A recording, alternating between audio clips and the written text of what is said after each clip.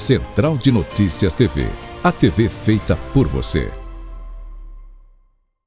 Estamos de volta com o Jornal da Manhã e conforme nós prometemos aqui, já em outros programas, que nós iríamos discutir a Universidade Estadual do Maranhão, a escolha da nova reitoria da universidade. E o nosso convidado é João Coelho Filho, mestre em matemática pela Universidade Federal da Paraíba, doutor em engenharia elétrica, telemática pela Unicamp, professor do Departamento de Matemática e Informática da UEMA, já presta serviço na universidade durante 26 anos de serviços prestados. Atualmente está conciliando as funções da universidade com a de secretário de Finanças do município de Presidente Médici. Prazer recebê-lo aqui no Jornal da Manhã. Um bom dia. Bom dia, Humberto Fernandes. Fica aqui mais próximo para mim conversar com você à vontade. Eu que agradeço, né, pelo convite. Obrigado. Nós que agradecemos por você ter aceitado, né, o convite de vir debater esse assunto tão importante aqui para a população do Maranhão como um todo. Acontece já no próximo dia 12 de setembro a eleição para a nova reitoria da Universidade Estadual do Maranhão. Como acontece esse processo de escolha? O processo eleitoral é uma consulta à comunidade acadêmica, uma consulta aos professores, aos técnicos administrativos e aos estudantes. Essa eleição é uma consulta tendo em vista que os 3 segmentos da universidade vão definir os 3 mais votados e vão formar uma lista tríplice que vai para o governador e o governador vai escolher um desses nomes. Então, quem tem direito a voto? São os professores? O direito a voto são dos professores, dos estudantes e dos servidores, dos técnicos dos servidores, isso, os 3 segmentos. Agora, os 3 segmentos. Mas o que difere das eleições partidárias que nós temos no nosso país? Ela difere em 2 momentos. Primeiramente, são votos proporcionais. Os professores detêm 70% do peso dos votos. Os estudantes, 15%, e os servidores, 15%. Né? Então, ela difere bastante. Nós temos... Então, a estratégia da eleição é conquistar especialmente os professores. Os professores. Isso. Nós temos cerca de 1.400 professores. São os professores efetivos e os professores substitutos, que é um número elevado. Temos aproximadamente 500 professores substitutos, né? Cerca de 900 professores efetivos. E nós temos um corpo acima de 30 mil estudantes. E esses 30 mil estudantes têm o peso de apenas 15%. 15%, né? Os servidores, 15%. Então, mesmo com um número menor, 20 vezes...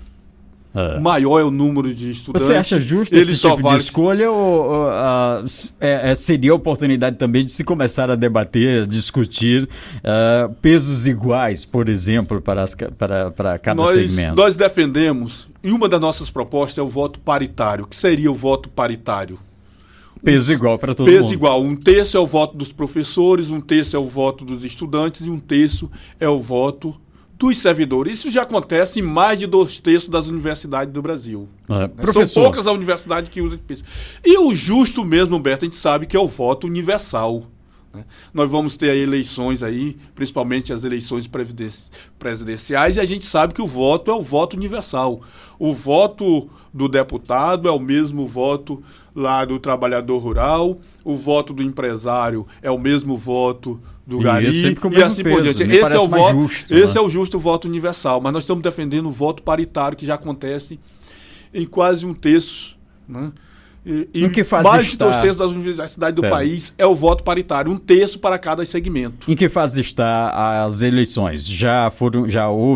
Aconteceram as inscrições? Já foram inscritos, as 5 chapas foram inscritos, já houve o período para pedido de impugnação, para validação, né? E hoje inicia a campanha oficialmente a já campanha com a apresentação de propostas das 5 chapas inscritas. E a chapa a qual eu represento, que eu estou coordenando, é a chapa do professor Arnoldes Campelo, atual diretor do Hospital Universitário Veterinário, que é uma chapa de oposição ao que está instalado hoje na UEMA. Nas últimas eleições, eu tive a oportunidade de acompanhar através de outros veículos de comunicação e se falava muito a respeito da expansão da universidade em se tratando de um estado de uma grande dimensão territorial. Essa expansão já aconteceu?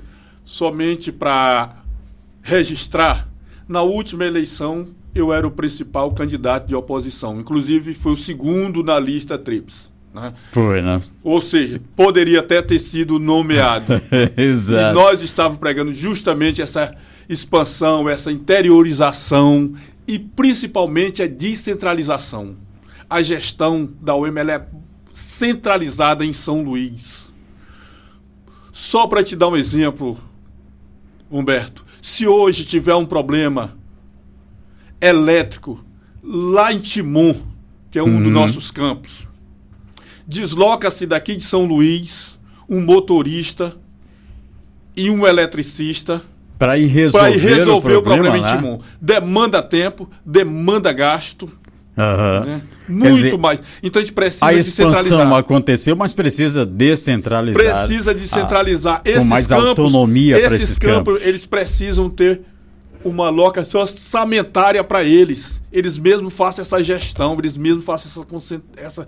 E isso é a característica de um campo. Isso acontece nos institutos federais, isso acontece nas universidades federais. Os campos têm uma dotação orçamentária para eles. Nós temos a dotação orçamentária da UEMA, que hoje é acima de 600 milhões, toda a UEMA. O que não é pouco recurso, né? Eu diria que é pouco para nós atendemos mais de 30 mil alunos. E esse aluno, esse recurso não é só para pagar salário de professor. E o professor, nós temos os trabalhos de extensão. Havia uma defesa nós temos de que... o serviço prestado à comunidade. Então, esse recurso, quando você dividir aí, é um valor de 20 mil por aluno. Havia uma... mês. Então, é um investimento aproximadamente de R$1.000 a cada aluno. Então, é um valor... ainda muito baixo. Muito baixo, tendo em vista que nós não sabemos o número de pessoas que são atendidas pela UEMA, porque ela presta também serviço através de seus projetos de extensão e através, por exemplo, do hospital universitário que vai prestar serviço para a comunidade. Quando se discutia a autonomia da Universidade Estadual do Maranhão, se pensava, se pleiteava que acontecesse um repasse em torno de 5% do orçamento. Né? Isso representaria muito mais hoje, né, do que está sendo repassado. Isso, muito mais. O repasse que é feito hoje, em torno desses 670 milhões que você falou, ele chega a mais ou menos quantos por cento do orçamento hoje? O orçamento, ele chega aproximadamente 1,5%. O que acontece é que esses 5%, ele não é para o UEMA, ele é para o ensino superior. Aí esses 5% é rateado entre a UEMA, a UEMA-Sul, que foi criada, o IEMA, e também, então são muitos outros. E também para a FAPEMA, que é a nossa fundação de fomento. Isso. E 5% ele está para o ensino superior. Então ele não é somente para a UEMA. Se você fosse destacar hoje o principal debate sobre o futuro da universidade, qual seria ele? Qual seria a principal bandeira? A principal bandeira, eu diria que nós já falamos a descentralização, para que a gente possa fornecer a tecnologia que o Estado precisa para produzir. A UEMA precisa produzir conhecimento, precisa produzir tecnologia para esses nossos corredores produtivos da agropecuária. A UEMA que tem que levar esse conhecimento. Pois é, a formação, e para isso, para que esse conhecimento chegue lá na ponta, é importante a formação dos professores. A UEMA já oferece as condições a contento para a formação dos professores? Ela não fornece isso ao interior do Estado. É outra questão que nós temos que fazer. Os nossos cursos da área produtiva da agropecuária, nossos cursos de zootecnia, agronomia veterinária, estão concentrados em São Luís. É essa questão que a gente precisa expandir para os campos do interior. Balsas, Tecnologia. Grajaú, São João dos Patos, né? A nossa Baixada, Pinheiro, São Bento, onde nós temos, Caxias, ela temos também vocações precisa. Diferenciadas em todas essas regiões. Elas precisam de curso para formar tecnologia de acordo com a vocação de cada um desses municípios, de cada uma dessas regiões. É isso que eu queria questionar. Nós estamos vivendo a era da tecnologia. Hoje, sem tecnologia, você não vai mais a lugar algum. As inovações tecnológicas já chegaram na universidade? Quer dizer, quem sai hoje com uma formação em qualquer curso dentro da Universidade Estadual do Maranhão está preparado para desenvolver o seu trabalho fora dela? Eu poderia dizer que a UEMA cumpriu o papel dela na formação de professores. Dos anos 80 e 90, nossos professores eram leigos, e a UEMA supriu essa formação de professores. Agora ela precisa ainda suprir esse conhecimento, essa tecnologia para a produção.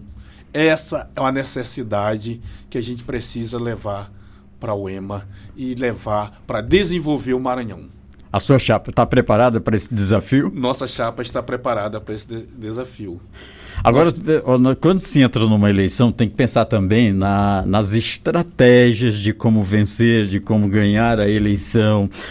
E dos pontos fundamentais é você conhecer um pouquinho o seu adversário, o seu concorrente, né? O que você já sabe das estratégias da atual gestão para se manter, para eleger a chapa deles? Olha, a principal estratégia deles que eles têm para se manter é o que aconteceu em eleições anteriores, principalmente em 2018. Formar um processo eleitoral viciado. O processo é viciado.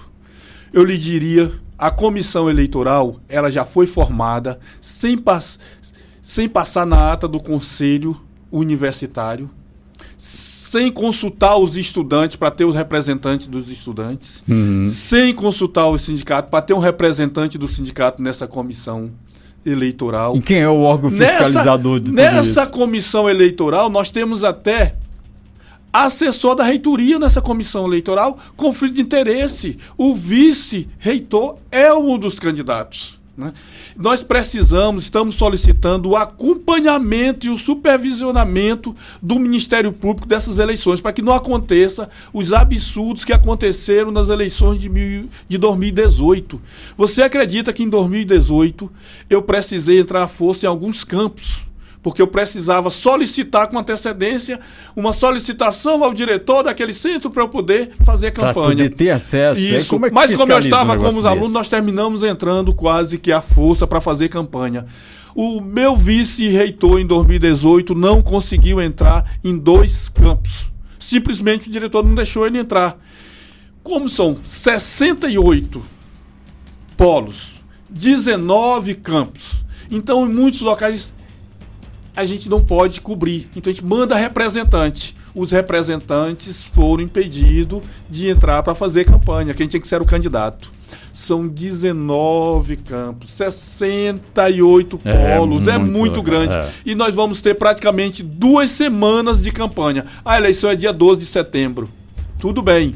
Só que a universidade está em recesso. As aulas só começam dia 22.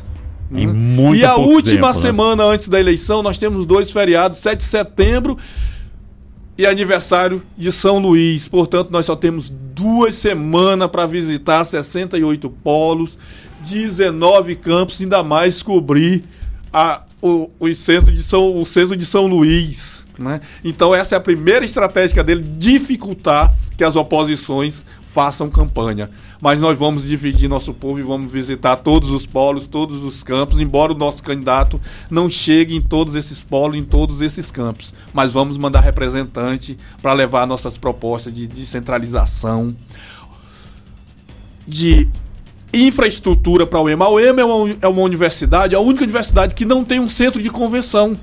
Toda universidade tem um centro de convenção para fazer os eventos, com auditórios. Geralmente um dos mais bonitos do estado. O local, né? mais bonito o mais bonito do estado, geralmente é o centro de convenção da universidade. Nós não temos um centro de convenção. E já tivemos, deixaram-se acabar e nunca fizeram um projeto, nunca construíram um novo.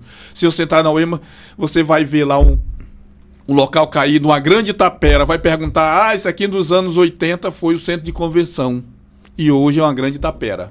Quero agradecer muito a sua participação aqui no Jornal da Manhã, por esse debate, e nós teríamos que ter mais tempo para aprofundar sobre o papel da Universidade Estadual do Maranhão, de como ela deve ser inserida diretamente dentro de cada região, do papel de desenvolvimento que ela pode promover dentro de cada região do estado do Maranhão, mas isso vai ficar para uma próxima ocasião. Eu conversei com o professor João Coelho Filho, defendendo aqui a chapa descentralizar, do professor Arnoldo, renovar e descentralizar.